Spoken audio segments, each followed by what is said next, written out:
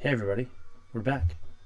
We have a new edition of what I might call goodbye or goodbye. I don't know, maybe not. So, doing this a little different. I think we've got some good improvements here. Cheaper camera, which seems to be working better. New software, thanks to my buddy Ryan, and sort of a different screen format. So, marginal improvements. We're looking at an old auction from February of 23. This is an interesting one. I was kind of looking around for something interesting. This one's been sold, so there's no pressure if you're interested. This is a 97 Impreza WRX STI Type RA. So it's got all the name you can possibly fit. This car ended up closing for 21, which I think is a great deal, but I'm always like super bullish on Subarus and STIs especially. This is a model that Americans never really appreciate. It's an RA. You'll hear a million different stories on what RA means. Subaru in modern times has called this a record attempt car when they tried to make like a time trial record at the Nürburgring.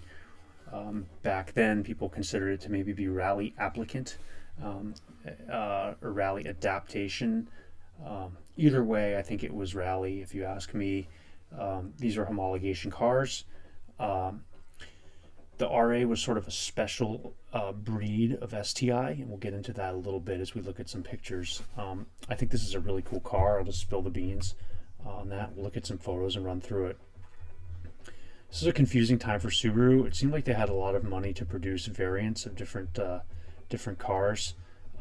For 97, this car changed quite a bit from 96. This is version 4 STI. And the 3 and 4 are like a semi-facelifted model of the early Impreza, which I would consider to be the 1 and the 2. The body is obviously the same. We're still looking at GC. The grill is the same on the bumper. What you see on the hood, different vents. A slightly changed center vent for the intercooler with a little telltale tooth in the middle, and that's how you can easily tell version 3, version 4 in comparison to a 1.2. The 1.2 doesn't have that. Another thing with RA cars, what I understand is that these cars were special order. These weren't like a production car you would get in the showroom, and they were also quite popular. The intent, of course, was like the Evo RS, that you would order this car and you would do like a motorsport event with it. It was a stripper model in a time where cars that were stripped didn't actually cost more than the cars that were fully appointed, and we see that a lot today with like, I think it started with like the E36 lightweight probably, or maybe a Porsche RS. They start to cost more than the road going variants, which probably cost more to produce in reality. So getting back to it, another way to identify now an RA from a regular STI is that you'll have black unpainted mirrors and black door handles. And in this day and age, you'll often see the door handles will be white on a lot of these cars because the cars have been repainted, and people are too lazy to mask off the handles, or they think it's cheap but they don't really understand the car, and they kind of strip it of its personality by painting the door handles to color match the body. So this car looks very intact. This is an original sticker on the back, which shows it hasn't been painted probably. This sticker, by the way, if you look very close, it is like a pointillist style. It's very hard to reproduce. There are fake ones out there, but you can tell right away when they're fake. This car has an exhaust on it. I'm going to buzz through a bunch of pics. I think this is wax. I looked at this earlier to try to see if it was repainted, but I think this line is wax here, not paint. This car had the larger brake calipers, 4-piston front, 2-piston rear. 277 millimeter rotors, I think. So this is like the same size brake you would find on a GR, like a more modern Impreza from today. And in fact, they both swap over. I know this from personal experience, because I've owned a STI version 1, a version 2, and a version 3. So the version 3 was very close to this. Let's keep going. So again, these are quite desirable, this brake package these days. I'm not crazy about these wheels, but they're good, whatever. Roller windows. So another interesting thing about the RA is it was a stripper model, like I mentioned, which had no extras. A very rudimentary HVAC control, window winders, I believe no central locks, no ABS. What's awesome. It's just like an awesome analog car, much like the Evo RS of the same time. Evo RS was maybe a year later, but there was an RS2, which was an RS, but like a gentleman's car, gentlewoman's car, which is like, maybe it had some extra options. So the STI version 4 RA V Limited was the name of that other car, which had ABS, power windows, power door locks, AC. It was an RA that had stuff bolted on and stuff added in. So there were 3 STIs essentially. The regular version 4 STI, the version 4 RA, the version 4 RA V Limited, and then to make things even more complicated, there was a WRX RA, which was most closely compared to the STI RA. However, had even less stuff. Same EJ20K engine, but no fancy brakes. I can't remember what else it had. It was just like even more of a base model, which is kind of awesome if you're going to build a rally car, because you don't use any of that stuff anyway. So you would probably order. Had no wing. You would probably order the WRX, because you're going to take everything out anyway, unless you're building a Group N car at the time. Let's keep going. So nice seats. I have these seats in my version 2 STI. I love them. I find them actually more comfortable than the Recaros that I've had in Evos in the past. Momo wheel that's been switched. I can't say I'm familiar enough with this car to understand if this auto button is aftermarket or not. I believe it is, because typically I think it would have one button and it wouldn't be an auto. The auto is some boost dependent thing. When you hit high boost, the intercooler will get sprayed via the reservoir, and the other button that just says spray is just a manual button. You press the button, it sprays. It's cool to have both, because if you're at the track, you can't always spray it. When you can't think about it, you want it to happen automatically. So this EJ20K engine, we're looking at a tacho here. Also in the center, this is a DCCD. This is electromagnetic hydraulic clutch for the center diff. It was quite awesome, actually. You can do all kinds of trickery with it to try to emulate a rear-wheel drive car. This was kind of a new thing for this year. I don't think the version 3 had it, but now that I'm saying that, it might have in some applications. So active center diff, essentially adjustable center diff. Very cool. A lot of people put these in earlier cars. So this RA is like super cool because it has everything, like all the options, and this particular one's very nice. 92,000 miles, so like 60,000, whatever. This is quite original inside. Again, that really simple HVAC in the center. It's like, what's your fan speed? What's your temp? Hit it. No dual zone, no automatic blending. It is what it is. This all looks in nice shape too. It's a nice, I don't know what this is. I think that's aftermarket, that sticker. But original knob, which in good condition are very expensive. They're like $300. When you pull up the handbrake in a DCCD car, it disengages the rear diff, which is pretty awesome. So you don't stall the car if you want to do a handbrake slide. Let's get to the engine here. Sorry, I'm all over the place. So there's a nice shot of the engine. So this is an EJ20K. It was different than the EJ20G. The K was an open deck block. I think people are still very fond of the G block, but the K had better heads. I think that's a universally accepted truth. They flowed better.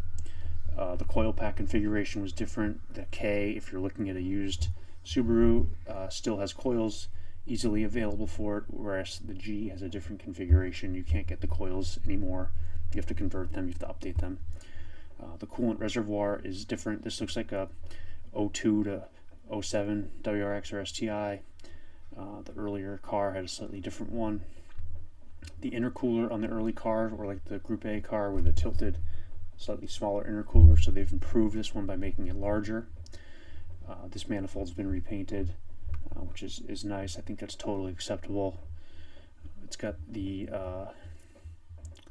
STI strut brace and also what appear to be Öhlins. We'll get into that. I think it's got Öhlins suspension, which is nice. So like the person who had this car had good taste, and with that 22B we were talking about the other day, this also has like really good period mods. It's the water spray tank. It's right under the intake inlet that goes into the fender.